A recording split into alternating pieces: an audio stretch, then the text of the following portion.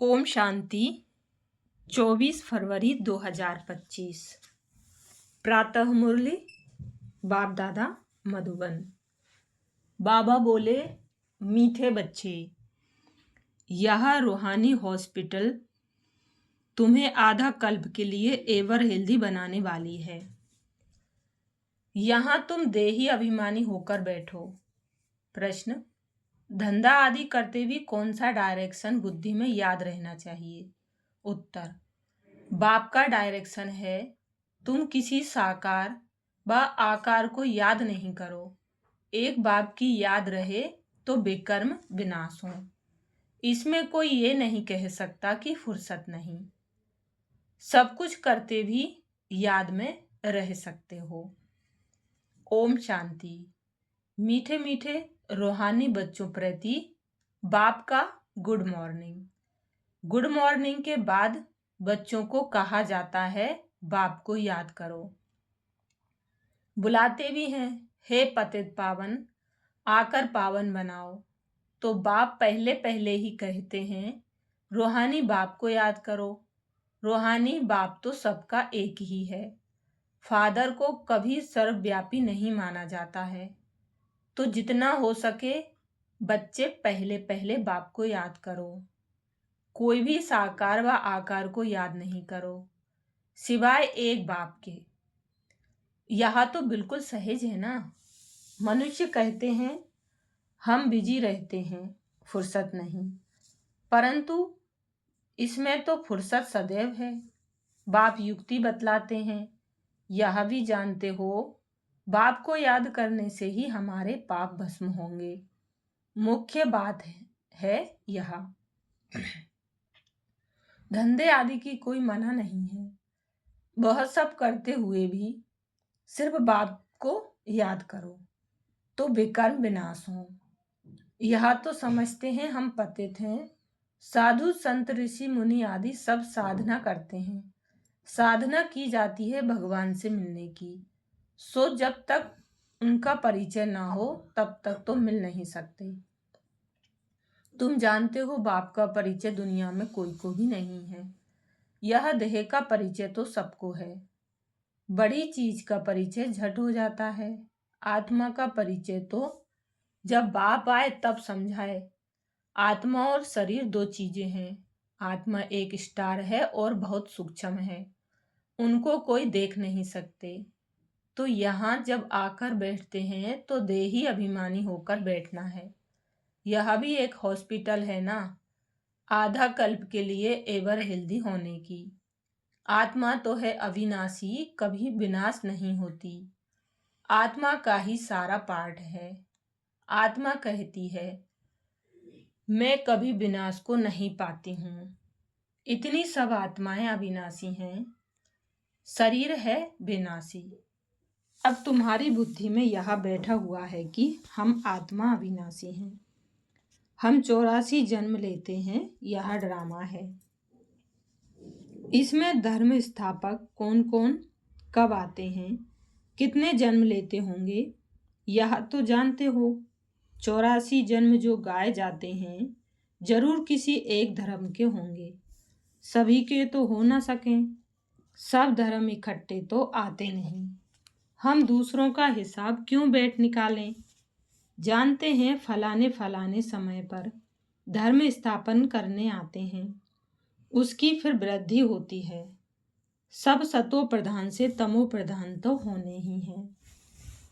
दुनिया जब तमो प्रधान होती है तब फिर बाप आकर सतो प्रधान सतयुग बनाते हैं। अभी तुम बच्चे जानते हो हम भारतवासी ही फिर नई दुनिया में आकर राज्य करेंगे और कोई धर्म नहीं होगा।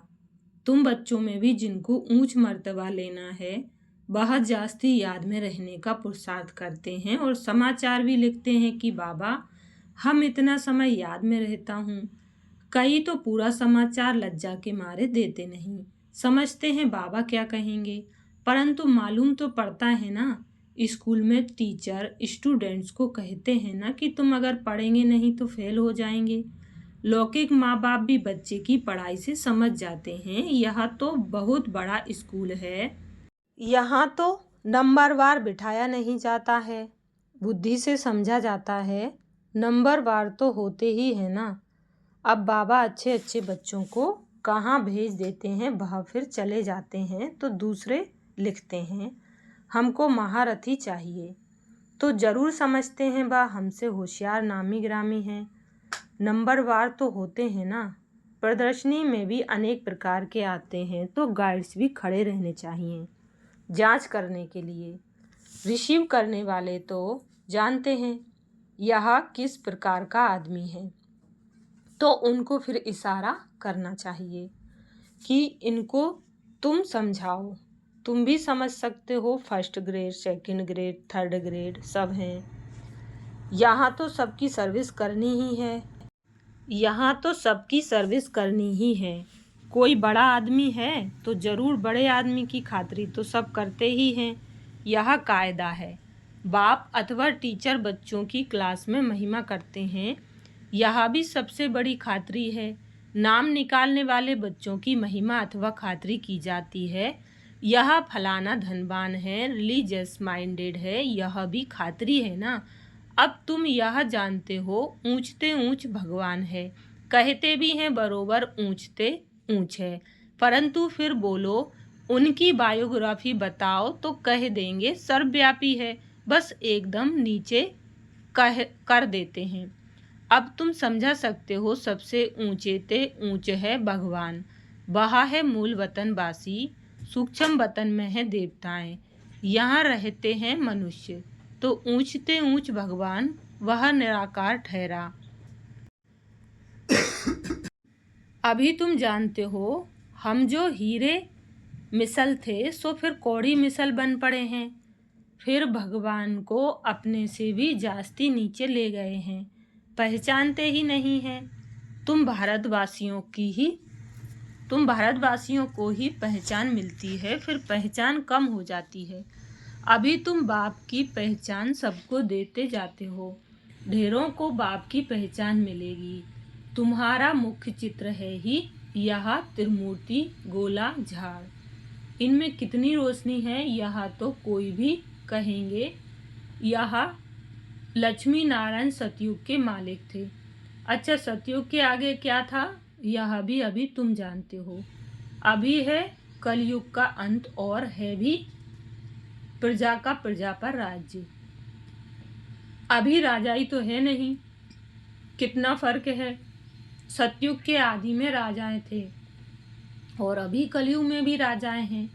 भले कोई वह पावन नहीं है, परंतु कोई पैसा देकर भी टाइटल ले लेते हैं। महाराजा तो कोई है नहीं, टाइटल खरीद कर लेते हैं, जैसे पटियाला का महाराजा, जोधपुर बीकानेर का महाराजा। नाम तो ले लेते हैं ना। यह नाम अविनाशी चला आता है। पहले पवित्र महाराजाएं थे, अब हैं अपवित्र महाराजाएं। अक्षर चला आता है। इन लक्ष्मी नारायण के लिए कहेंगे यह सतयुग के मालिक थे। किसने राज्य लिया? अभी तुम जानते हो राजाई की स्थापना कैसे होती है। बाप कहते हैं मैं तुमको अभी पढ़ाता हूँ 21 जन्मों के लिए। वह तो पढ़कर इसी जन्म में ही बैरिस्टर आदि बनते हैं। तुम अभी पढ़कर भविष्य महाराजा महारानी बनते हो। ड्रामा प्लान अनुसार नई दुनिया की स्थापना हो रही है। अभी है पुरानी दुनिया। भल कितने भी अच्छे अच्छे बड़े महल हैं, परंतु हीरे जवाहरातों के महल तो बनाने की कोई में ताकत नहीं है। सतयुग में यह सब हीरे जवाहरातों के महल बनाते हैं ना। बनाने में कोई देरी थोड़े ही लगती है। यहाँ भी अर्थक्वेक होती है तो बहुत कारीगर लगा देते हैं, 1-2 वर्ष में सारा शहर खड़ा कर देते हैं। नई दिल्ली बनाने में करके 8-10 वर्ष लगे, परंतु यहाँ के लेबर और वहाँ के लेबर में तो फर्क रहता है ना। आजकल तो नई नई इन्वेंशन भी निकालते रहते हैं मकान बनाने की।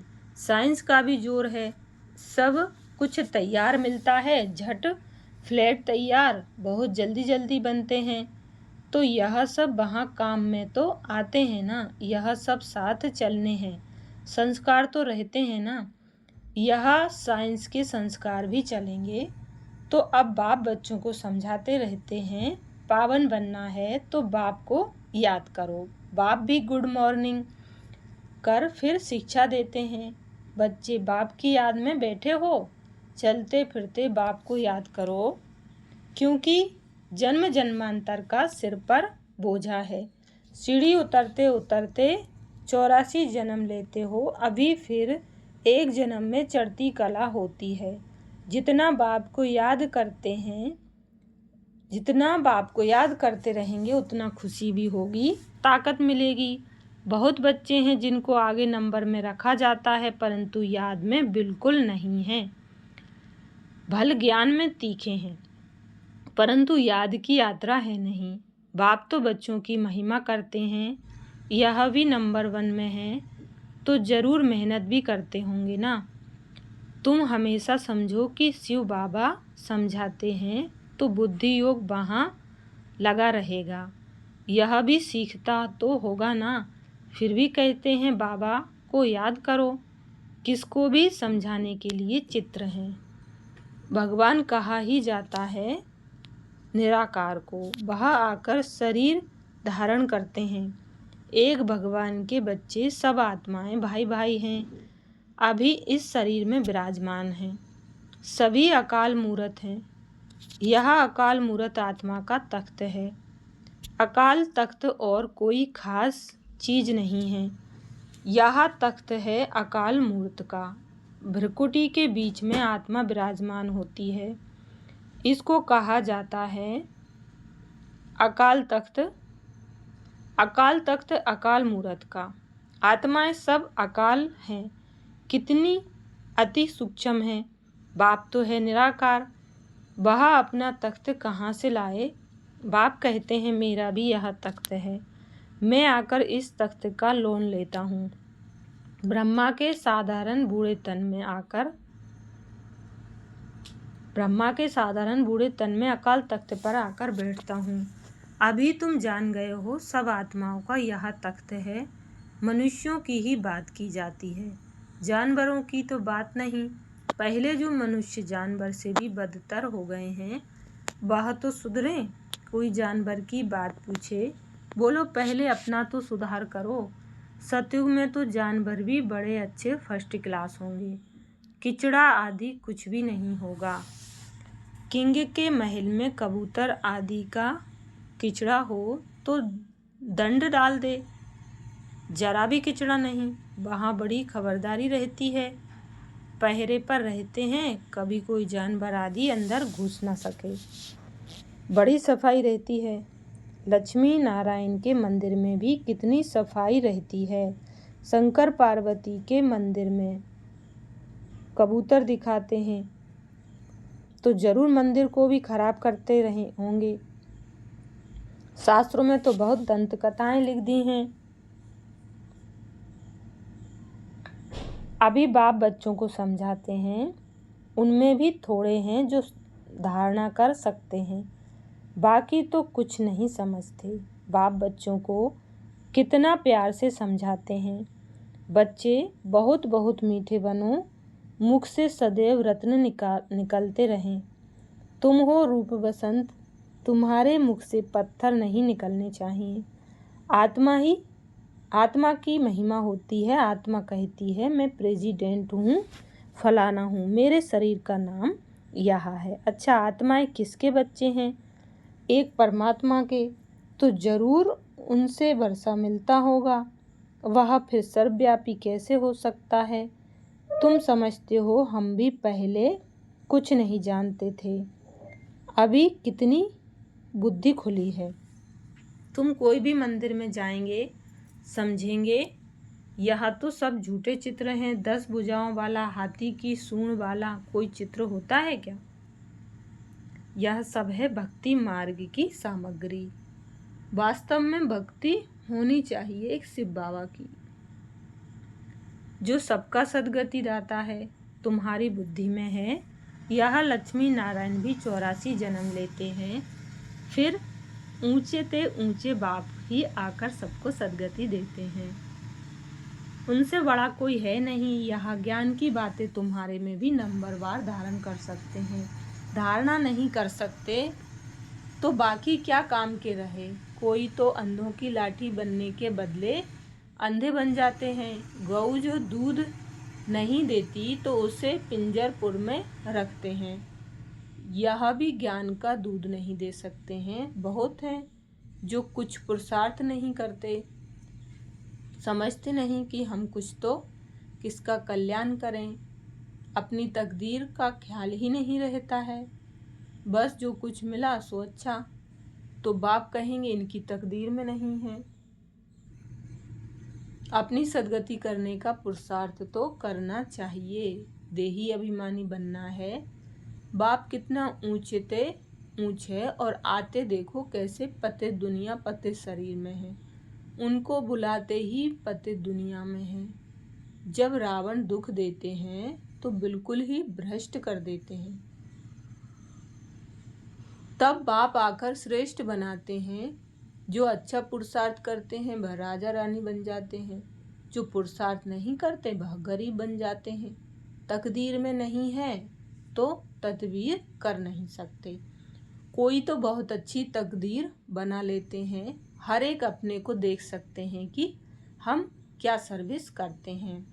अच्छा, मीठे मीठे सिखिल दे बच्चों प्रति माता पिता बाप दादा का याद प्यार, गुड मॉर्निंग और नमस्ते। हम बच्चों का भी बाप दादा को याद प्यार, गुड मॉर्निंग और नमस्ते। धारणा के लिए मुख्य सार। पहली पॉइंट,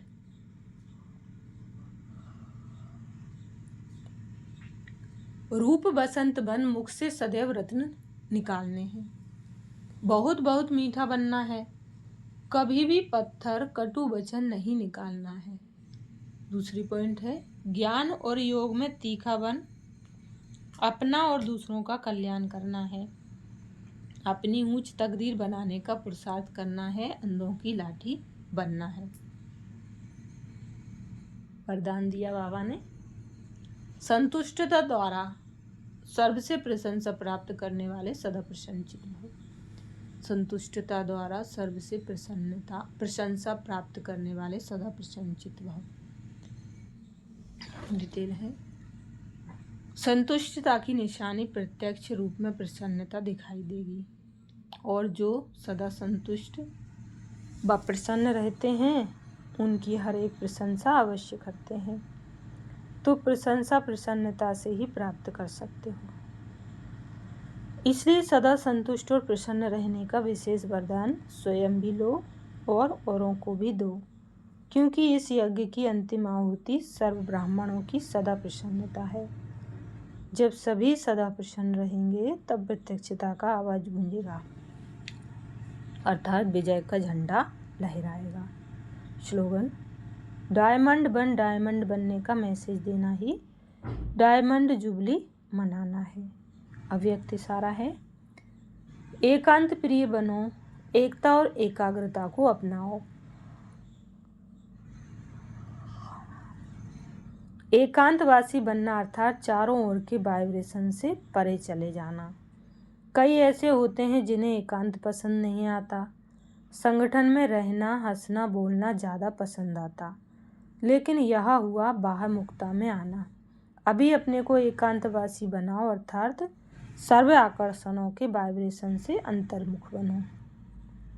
अब समय ऐसा आ रहा है जो यही अभ्यास काम में आएगा। अगर बाहर की आकर्षण के वशीभूत होने का अभ्यास होगा तो समय पर धोखा दे देगा। अच्छा, शुक्रिया बाबा, शुक्रिया आप सभी का। ओम शांति।